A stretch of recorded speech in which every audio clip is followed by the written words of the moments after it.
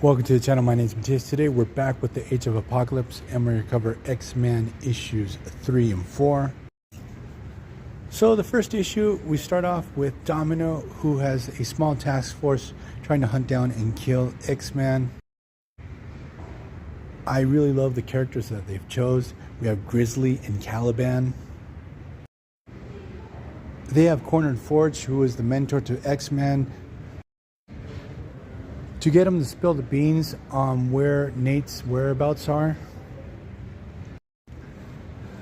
Forge is able to escape, but what happens is he tries to use Mastermind's powers on Domino, and she just kills the guy on the spot with no mercy. We get a pretty good battle between Nate and Domino, where Nate is still learning how to use his powers, while Domino is an unrelenting fighter. It's a shame that, at least in this story, we don't get to see her use her luck powers. Writers sometimes can take advantage of this and do some really cool stuff with the story. But still, in the early days, you didn't see her use her powers too often.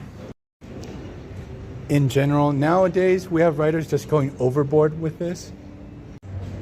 While this battle is raging on, we have Forge battling against Grizzly. Toad fights to the death against Caliban. And then we get this fantastic moment where X-Men has just had up to here dealing with Domino. He mentally lashes out, and it's so cool to show how her mind just melts away.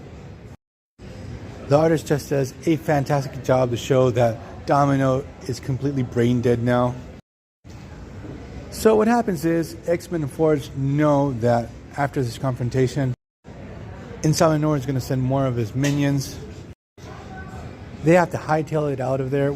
And what happens is Forge gets killed by Mr. Sinister, who unknowingly our heroes had taken him in. Now he makes his move because what he wants is to use X-Men as the ultimate weapon to take down Apocalypse, and obviously have himself take over Insabinor's throne. So X-Men finds himself with the death of the closest thing to a father that he ever had. And then he gets the big revelation that Sinister is the one responsible for his creation.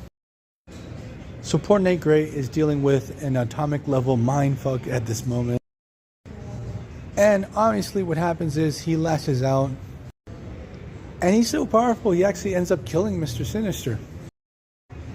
Because obviously it has been established that Mr. Sinister is weak to any of the powers of any character within the Summers family line. Which obviously in this case, Nate Gray would technically be the son of Cyclops. So we have the end of this miniseries from the Age of Apocalypse. And let's briefly jump into the beginning of X-Men's ongoing series, because he actually survives the collapse of the Age of Apocalypse. He was stabbed with the Macron crystal by Holocaust. And this led him to fall into the 616 reality.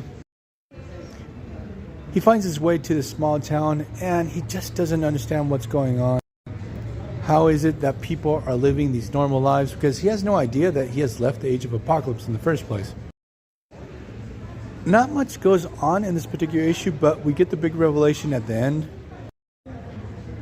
that somehow we have the return of Madeline Pryor.